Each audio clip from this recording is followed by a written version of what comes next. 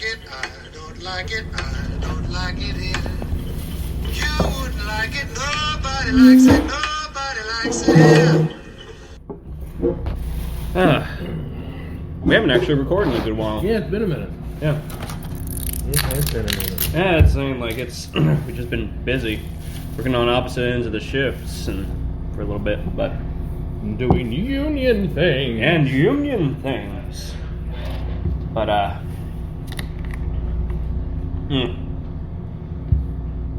So, Knights of Nerd Law is officially dead. I wouldn't say officially. It's de facto dead. I don't see it coming back for a while. Just here in like February, they're moving. I don't know where they're moving to. They just have to move. They know that. Yeah. And I think, he'll end up moving a little farther away. So it'll make it a little more difficult to record. It was fun while it lasted. We did I think 18 episodes? Something like that. Maybe 18. Yeah. Maybe less. 17 or 18. We did a couple of the paranormal. That never really took off though. Well, you guys didn't do enough of it. No, we just... It's like we barely had time to do Nerd Along, and then he was like, let's do this one and another one. And we're like, I don't know where we're going to have time to do 3 podcasts. One of them scripted, which is like, ugh. But What's it going to do? Every time he writes a script, his daughter rips it up. God, you're not wrong. Still. I don't know, but maybe I'm thinking down the road when both of his kids are in school, a couple years, we might be able to seriously pod again. Maybe revive Nerd a Lot down the Eventually. road. So right now, you guys are back to Coddle Productions. Well, I'm at nothing. Yeah. Because I canceled the transistor because I didn't have money to pay for it again. And he was like, well, I'll get the money, together. And then I was like, we've got till the 1st. If I do not renew it on the 1st, we lose the RSS feed. It's gone. Transistor just deletes everything. And he's like, oh, I'll get it about that. And he was like, I got $10. Like, I don't got another 10, brother. It's dead. Because it's like, if you go to like Apple Podcasts or something, like They're all gone? Well, you can look at them, you just can't play them. There's nothing there to play. The feed is dead. I still have all of the episodes on a hard drive. So, if, let's say in a couple years, we revive Nerd a Lot, I'll release all the previous episodes in one big dump. And then we'll do new ones. But, yes, Nerd a Lot is no more. I win. But also now you have other time to pursue your other podcasts that you do with me. My host on Cartoonami and Through the Eyes of an Ensign. We need to do some more Through the Eyes of an Ensign. We need to fix it so you can hear the audio of the episode too. Yeah. Did a little better with the. Did you listen to the Next Gen episode That you did with Kevin and his wife? No, I haven't. No, we're still dealing with the kids and having to try to. Well, get... see, we could watch it or not watch it. We could do an episode when I have the kids. That's not a problem because They'll sit down and watch it with you. they'll sit down and watch Star Trek with me. They'll Star Trek. Sis, she's just like, it's there, I guess. Yeah. She doesn't complain, but It's like, nah, there's no Barbie in this.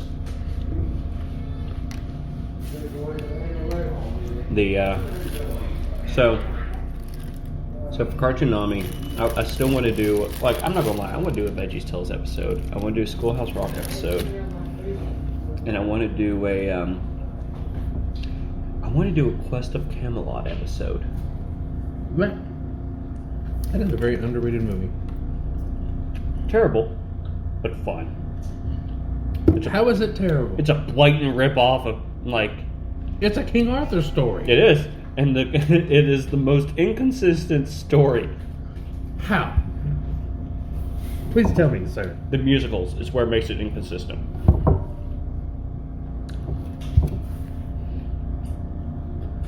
You have no, it's not. I love the movie, but it's... The music is great. It is. The voice acting is... Like, the animation, like, there's It's some good. points it's like... The animation I love. Yeah, the reason I brought that up, the Dragon song, like, What I Do Without You, was stuck in my head. That's my favorite song of that whole thing. Because it was just perfect. Oh, what I'd do if I didn't have you. I mean, it's Eric Idle and Don Rickles. Yeah. Come on. It's comedy gold. It is. Yeah. That's the thing. All I've been doing is reading. I haven't played anything. I haven't done anything. All I've been doing is reading Colin. I've been playing Windows 98 games a lot. I need to bring you more. Bring you Harry Potter. More.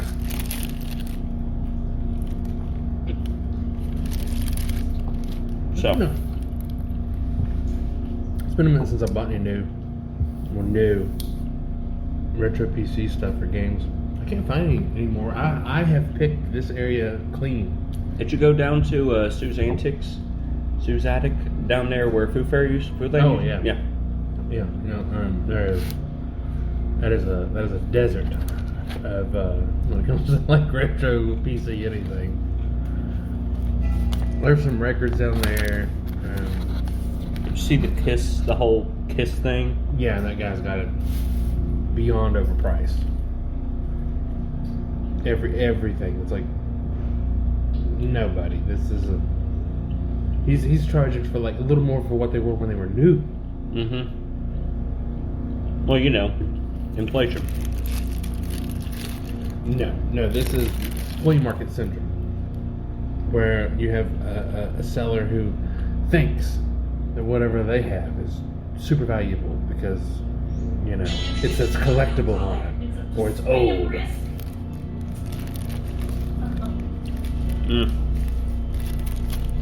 I haven't gone antiquing in a good while. I haven't gone since in the beginning of this summer. I went. Well, that was when you and Jeff were actually recording, like, you know, your mobile episodes. Yep. We need to do that.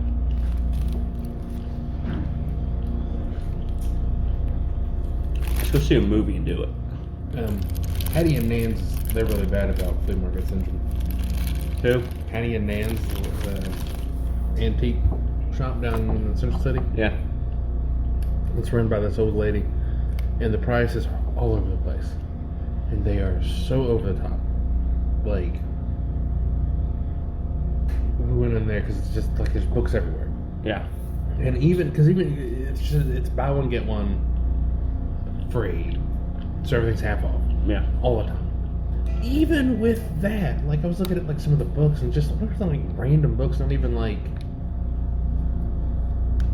you know, classics or something, or books people will go looking for, just some random old book about, you know,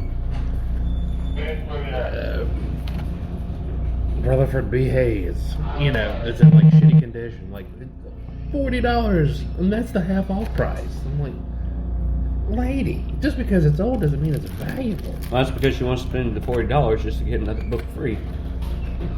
Makes up for the for both prices.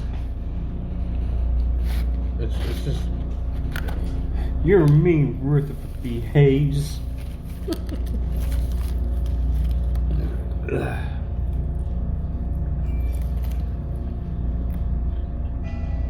Chester off the fall down. Have you been reading anything or doing? Well, what games have you been playing on the 98? Let's see, I played played Caesar 2 a good bit yesterday. City building game. Yeah. Well, you have a little time since the kids got COVID again. Yeah. Played some Midtown Madness. What else did I play? Oh, I am quite addicted to Who Wants to Be a Millionaire on PC. Because I've got that and Wheel of Fortune and Jeopardy all on PC. And the Jeopardy and the Wheel of Fortune, they're okay. The Who Wants to Be a Millionaire is so much fun. And they're all made by the same company. Is it an actual like kind of video or is it like digital? I mean, it's a digitized video Yeah. of Philbin. But the thing, I guess what makes it fun is like Regis Philbin sounded like he enjoyed doing the recordings for this. He's, you know, it very much feels like you're in the game. The Jeopardy one, the Wheel of Fortune one, Pat Sajak couldn't even be bothered to do it. It's just Vanna White. That's it. No Pat Sajak. And the Jeopardy one, Alex Trebek, he sounds so irritated. He's just like, I have to do this stupid voiceover for this game. Because usually, you know, Alex Trebek, when you get it right, he would, you know, well, that's right. You know, he sounds excited. And this, he's like, to be sure, you got it. Yeah. He just sounds so just... I bet it's because like there's a point like they had to make him redo the lines so many times he just got done with it. And also with it, there's no banter. But it takes me out. Yeah. Because it's like the way Regis recorded his lines is, I mean, how he was in the show. Yeah. And even though, like, when you you know, you'll answer a question, you know, it's A, and the way he delivers is like, is that your final answer? The same way he, you know, you get your second guess, like, oh shit, I don't know, is it? That's how he was in the show. Oh, but also like to be fair, Regis wasn't in a lot of video games. Like, I think that may have been like one of the first video games he's ever done. Probably the only one he did. Yeah, so he was probably excited. Like, ooh, that's cool. I get to do this. But it's fun. It's a ton of fun. And with Alex, he was like, I believe it was probably more along. Oh, this Jeopardy game was like his 90th Jeopardy game. Like it had been on NES and Super Nintendo and Jaguar and I mean everything. And he was Probably just, sick to death of it. Mm-hmm. But You can't blame him. fucking Pat Sajak can't even bother to show up. He's too busy. Doing what? Everything else. He doesn't have time for your peasant games.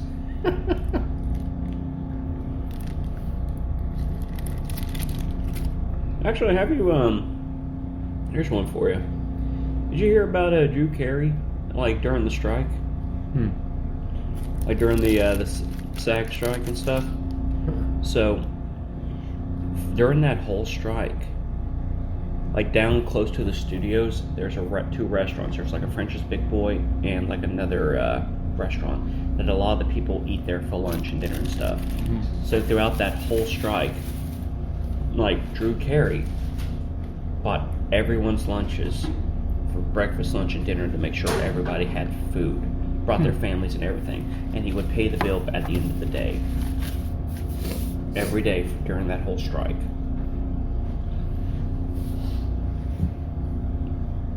See, that's one reason I don't get why the producers group or AM whatever it is even like causes a strike to happen, because it's like you do know that, like, yeah, for the most part your actors and your writers that are on strike are just poor people, but they also have members who are all millionaires. Like, you think you're going to wait them out?